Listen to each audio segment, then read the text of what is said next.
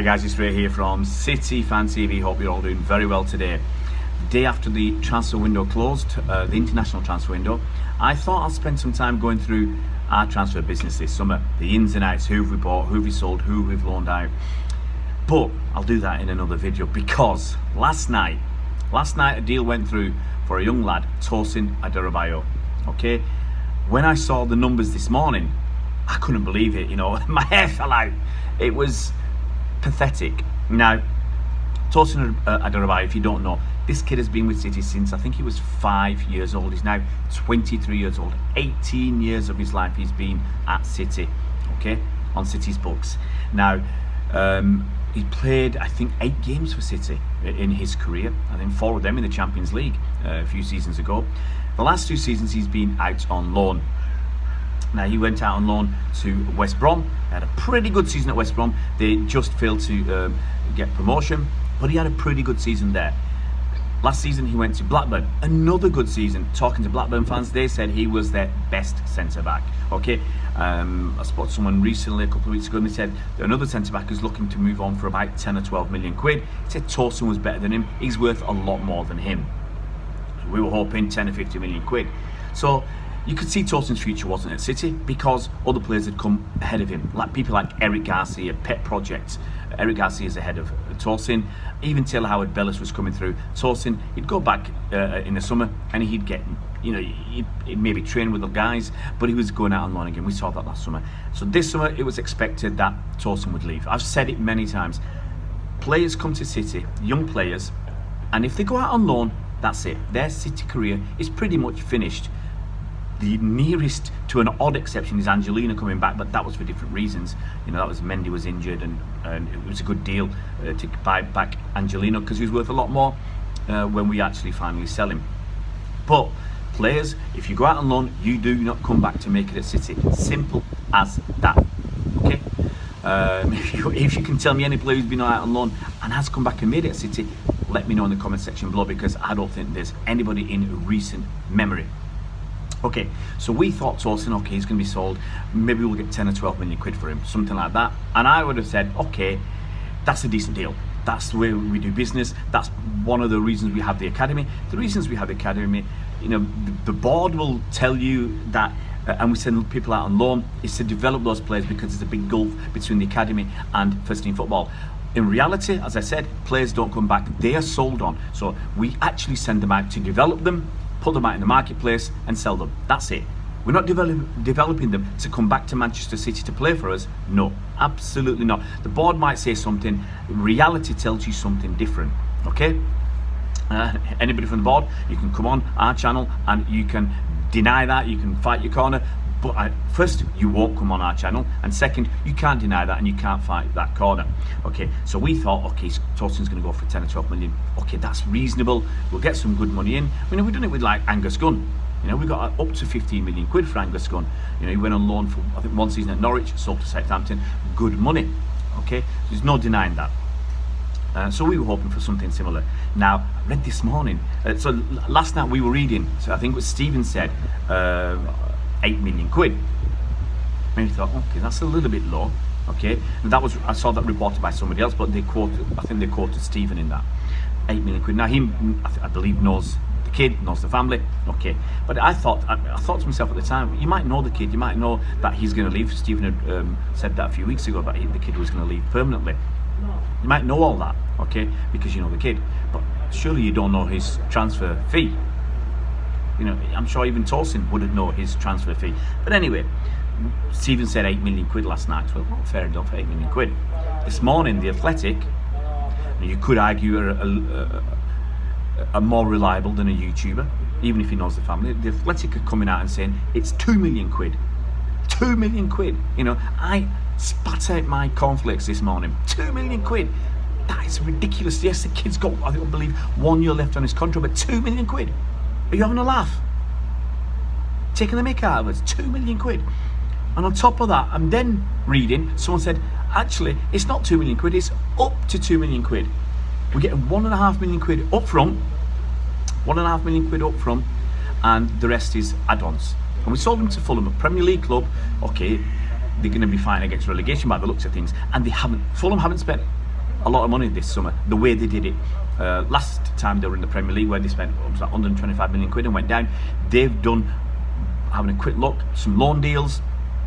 They bought somebody for 6 million quid, they bought somebody else for 2 million quid, they bought somebody, actually, forgot the kid's name, but they bought this fella from Wigan. Where are Wigan? Didn't they get relegated to League One? So they bought a player from Wigan for 2 million, and they're getting Tosin from us for up to 2 million quid. Now, honestly, guys, that is a joke. It's absolutely ridiculous, that transfer fee, even if he's got 1 year left on his contract. It's got to be an absolute balls up from the board. You can't turn around and tell me that Tosin is worth 1.5 to 2 million quid. Now I'm reading that there may be a 20% sell-on clause. Okay, I suspect we might get another 2 or 3 million quid for Tosin, because I think at 6'5", playing pretty well in the Championship, he's going to show what he's really about. Okay, this kid, as I said, he's been at City since he was 5 years old. He would have run through brick walls for us. He would have killed himself playing for this team. You see that extra drive and determination and motivation and effort from someone like Phil Foden. You see it from Tommy Doyle. You see it from other players who are City fans. You'll see it from Taylor Howard-Bellis. These kids will give everything for City. Everything, absolutely, 100% and more for Manchester City. And Tosin would have been exactly the same. And as I said, it's a joke. We're hearing other transfer fees. I'm just going to mention a few, okay? Just to compare. A kid who's played 8 games for City, okay? 4 games in the Champions League for City. He's got Champions League experience. It's not just a few minutes here and there. He's got 4 appearances. It might not have been a lot of time. He's got 4 appearances in the Champions League. He's played for West Brom in the Championship. He's played for Blackburn in the Championship. Now, you might argue that he's worth a lot more. Why didn't other clubs come in and pay a lot, pay a good amount of money? If he's so good in the Championship, why didn't a Championship club come and pay the money for Tosin? Obviously, in the COVID times that we live in, people are living a little bit more prudently. So, but some clubs are still paying the money. Now, here's some transfer dealings. Okay, you can look in the past for some crazy deals for kids who hadn't even hardly played. Okay, there's a kid from Liverpool who went to Wolves. Now, you could his name is Jean Hoover, 10 million quid. Has he played much for Liverpool? You could argue that the Jota deal that went the other way, they might be overinflating the prices to help with FFP or to help with to balance the books. You could argue that's something to do with that Wolves thing. Fair enough. I'll say fair enough, because that's something I've argued before. I've said when our players are sold sometimes, and we do not a swap, but a swap and cash with another club like Cancelo and Danilo. That was, Cancelo certainly worth 60 million quid, and Danilo weren't worth 36. Same with Otamendi and Diaz this summer for City. Those prices, in my opinion, are well overinflated. They help to balance the books. They help to give us a profit in our accounts. That's what they're for. So you can argue the Herver one is similar. Ryan Brewster, he's gone from, was it 23 million quid to Sheffield United? 23 million quid to Sheffield United. What's Ryan Brewster ever done? He's an exciting, promising kid, but 23 million, and we're getting 2 million for Tosin. Here's another player. Someone told me this morning, Matty Cash. I'm sure you've heard of Matty Cash. I'd never heard of Matty Cash. Apparently he's left Forest for, was it 16 million quid? He's been a Championship player for X number of years. And that's got to be a concern. So what's happened with Tosin to go for 2 million quid, 1.5 million down payment? You look at other things that we're doing recently. I've been backing that board. I've been supporting it and looking for reasons to, I won't call them excuses, but reasons why we're doing what we're doing. And some of them might still be true, but it's just smacking of incompetence. A lot of City fans are saying, and a lot worse than that, Jack Harrison, okay, we sent him on loan to Leeds a couple of years ago, okay, he had a good season at Leeds. I believe at the time, I thought it was 15 million sale price. Apparently it wasn't. Leeds didn't get promotion. They kept him on for another season. Once again, he goes out on loan to them, and I think the sales price is 8 million quid. Leeds get promotion, they don't buy him, they loan him again, and I believe it's still 8 million quid again.